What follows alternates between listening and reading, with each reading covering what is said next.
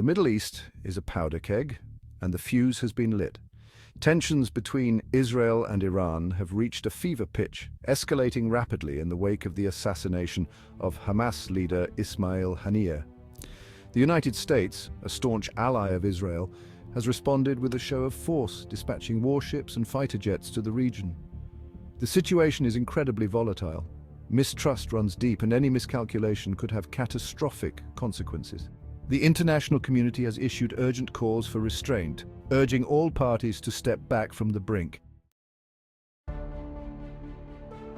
The Pentagon has wasted no time in flexing America's military muscle, deploying additional warships and fighter jets to the Middle East.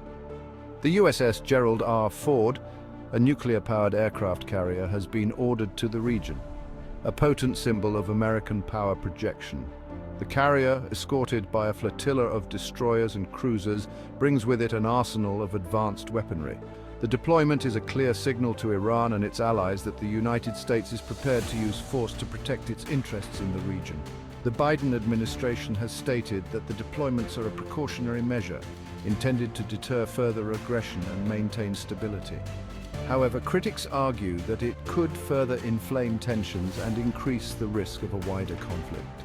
Despite the risks, the Biden administration appears determined to take a hard line against Iran. Israel, on edge and bracing for retaliation, has raised its security alert level to the highest point. The Israeli Defense Forces, IDF, have been placed on high alert, with reserves being called up and troops deployed to sensitive areas.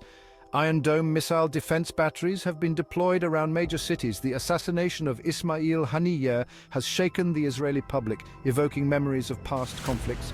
Prime Minister Naftali Bennett has vowed to protect Israeli citizens, declaring that the country is prepared for any scenario. He has also accused Iran of being behind the assassination, stating that Israel will settle the score with those responsible.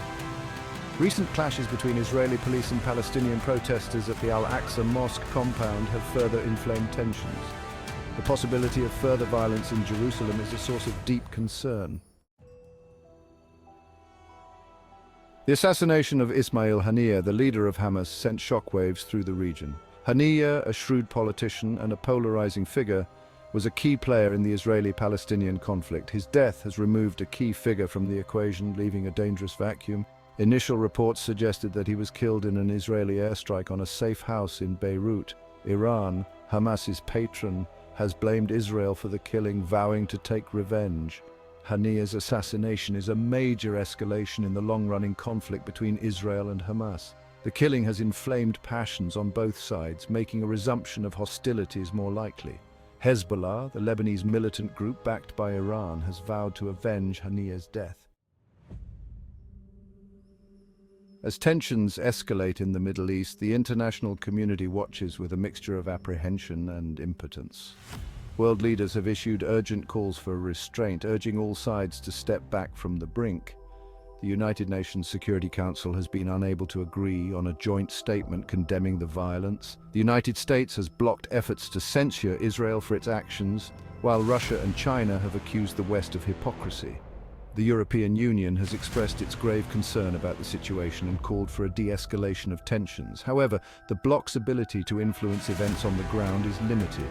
The Arab League has condemned Israel's actions and expressed its support for the Palestinian people.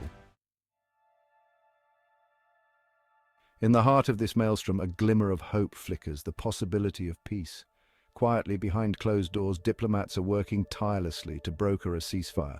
Their task is Herculean, fraught with peril, yet they persevere, driven by the belief that peace is possible. Both sides, weary from years of conflict, understand the terrible cost of war. The international community recognizes the urgent need for a peaceful resolution. Success hinges on a willingness to compromise and a shared commitment to building a future free from violence. The world holds its breath, hoping against hope that this latest crisis can be averted, that peace, however fragile, can prevail.